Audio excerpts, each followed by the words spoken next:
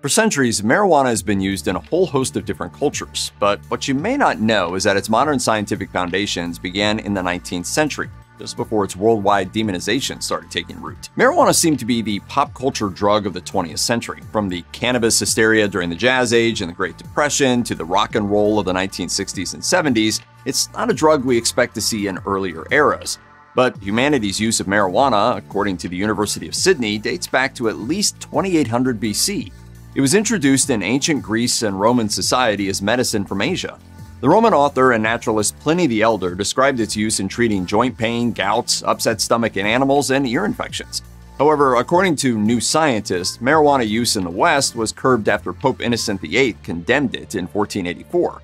But according to a 1998 report by the Select Committee on Science and Technology in the United Kingdom's House of Lords, renewed interest in marijuana grew in the Western world during the 16th century. And by the start of the Victorian era in the early 1800s, the efforts of an Irish doctor were poised to inject marijuana into British medicine in a big way. The Irish physician William Brooke O'Shaughnessy was born in 1808, most likely in Limerick, and studied medicine at Trinity College and the University of Edinburgh. He was unable to get a license to practice medicine in London after graduating, but after setting up his own laboratory, he became noted for his work analyzing the blood and feces of cholera victims. According to New Scientist, his work helped end bloodletting as a treatment for cholera patients suffering from dehydration. By 1838, O'Shaughnessy was an assistant surgeon in the Bengal Medical Service of the East India Company. While based in Kolkata, he learned of the recreational and medicinal uses of marijuana, which the native Indians called ganja. And when O'Shaughnessy was introduced to churris, the resin produced from the plant, he thought he had found a viable medicine to experiment with.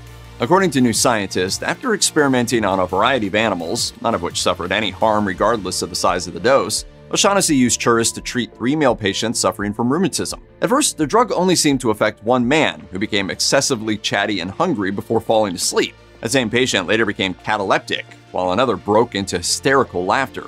But when all 3 patients claimed to be relieved of pain the following day, O'Shaughnessy discharged them as cured. When he expanded his trials to include other diseases, O'Shaughnessy discovered that marijuana aided in cholera patients' natural recovery and relieved their diarrhea. It also appeared to arrest spasms in tetanus patients, though for rabies patients it couldn't do much more than ease their passing. O'Shaughnessy was now sufficiently convinced of marijuana's value and published his findings in the Provincial Medical Journal in 1843. Cannabis opened the window into the functioning of our body. When O'Shaughnessy's paper electrified Victorian medical society, he was frequently contacted by his peers in London, eager to learn more. O'Shaughnessy went on to work with the Telegraph in India, for which he was knighted in 1856, and laid the foundations for intravenous therapy. Meanwhile, his work with marijuana placed the drug in pharmacology books throughout Britain and Europe.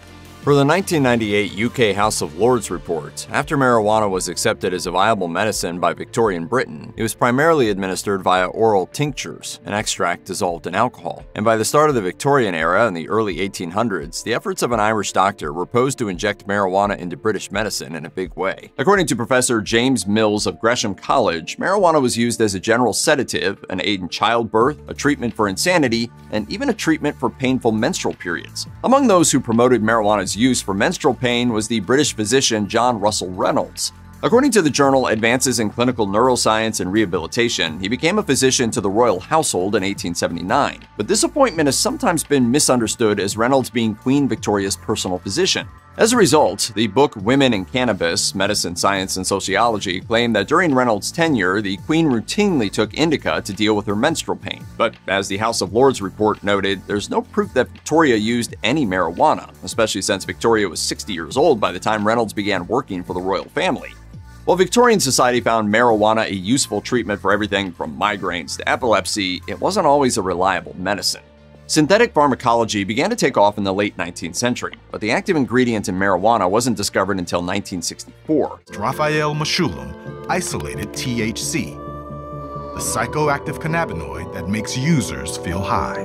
James Mills claims that all medicinal preparations of marijuana in the Victorian era were entirely organic, so the amount of THC in any given batch varied widely. As a result, the drug's effectiveness and side effects couldn't be reliably predicted. But according to the National Museums Scotland, when Alexander Wood developed the modern hypodermic needle in 1853, it offered improved ways of administering treatments. And since marijuana isn't water-soluble, it was ill-suited for injection. Between such technological innovations and the development of synthetic drugs, marijuana and other herbal remedies gradually fell out of favor.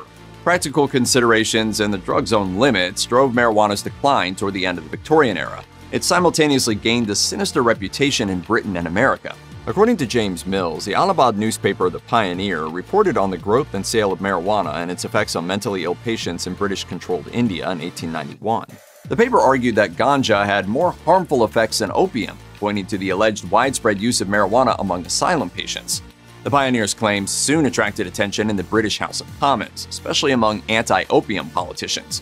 And while the government's initial policy on marijuana was taxation over prohibition, as more anecdotal reports became widespread in the 1890s, marijuana became a symbol of the evils of British imperialism in the minds of liberal politicians. A commission did carry out a study on marijuana's effects between 1893 and 1894 and found little to no evidence that it was linked to insanity. But the commission did caution that excessive use could damage mental health, without actually defining the word excessive.